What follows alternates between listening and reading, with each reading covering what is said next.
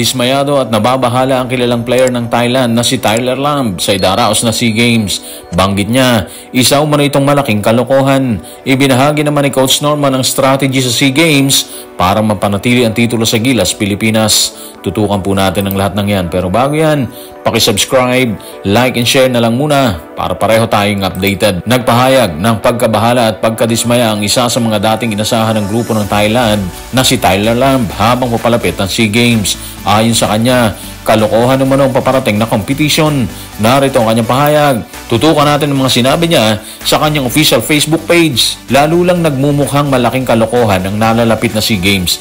Good luck sa lahat ng atleta na naghahanda. Alam kong naglaan kayo ng napakaraming oras para mapabuti ang 3-on-3 sa Thailand. Pagdating naman sa 5-on-5, sa tingin ko, nararapat lamang na ang pinakamahusay na Thai team ang kumatawan sa bansa. Baka nga mas maganda pa ang naging performance noong nakaraang SEA Games sa Cambodia kaysa sa darating na edition ngayon. Obviously mga playoffs, dismayado si Tyler Lamb sa paparating na SEA Games kumpara sa dati. Yung SEA Games sa Cambodia, di ba? Kung ano yung rason hindi natin alam, pero isa ang sigurado tayo dyan mga playoffs ha.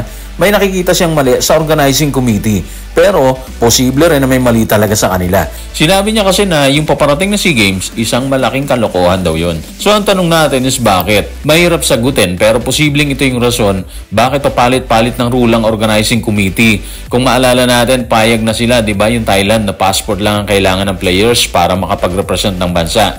Pero kalaunan, inalis nila yon, pinalitan nila. Hindi na raw pwede kaya napilitan ng ating pamunuan na magpalit. Alisin si Brownlee at ang iba pang nauna ng kasama sa hanay ng Gilas, Pilipinas. At para sabihin ni Tyler Lamb na isang malaking kalokohan ang paparating na SEA Games, ibig sabihin, malalim ang hinuhugutan niya. Sinabi rin niya dito sa kanyang Facebook post na hindi na raw ganun ka-fulfilling ang magsuot ng Thailand jersey katulad ng dati. Ibang-iba na raw eh. So malaki talaga nakikita niyang problema sa kanyang kupunan. At siguro ito yung gustong punan ng organizing committee ng Thailand ng SEA Games. Alam nila na dekalidad ang ibang bansa sa larangan ng basketball, kaya gagawin nila ang lahat para kahit paano hindi man mapantayan kahit konti makahabol ang kanilang grupo na sa tingin ni Tyler Lamb isang pagkakamali, isang malaking kalokohan. So kung pagbabasehan natin ang ratsada ni Tyler Lamb, may kakaiba sa Thailand, hindi lang sa organizing committee, kung hindi maging sa team. Siguro may duda siya. Ewan ko ha, yun yung dating sa akin eh. Although sinasabi ng iba na malakas yung team, para sa kanya, baka nahihinaan pa siya doon. Ulitin natin ha, hindi natin alam kung ano yung nangyayari sa kanila doon. Pero malinaw yung mensahe, may mali sa Thailand, base kay Tyler Lamb.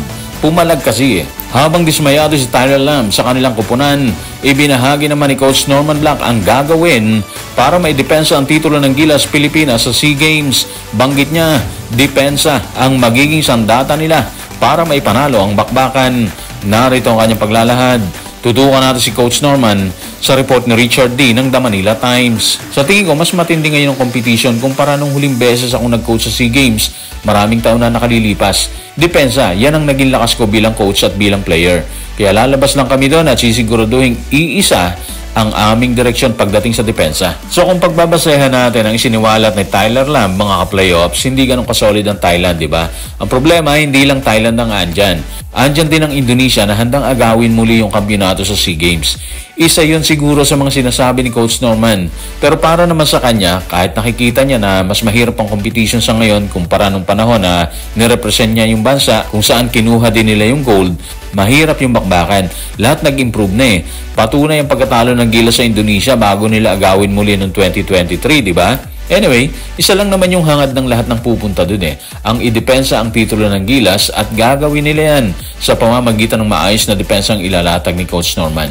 So parang tingin natin dito mga playoffs, hindi man niya nakuha yung gusto niyang lineup dahil sa pabago-bagong rule na ipinatutupad o ipatutupad ng Thailand. Kumpiyansa pa rin siya na madedepensahan ng kupunan ng titulo. Siyempre mahirap, pero base sa kanya, ayaw niyang bigay ng lahat ng umaasa sa kanyang pamamahala bilang coach ng pambansang kupunan. So guys, maraming salamat.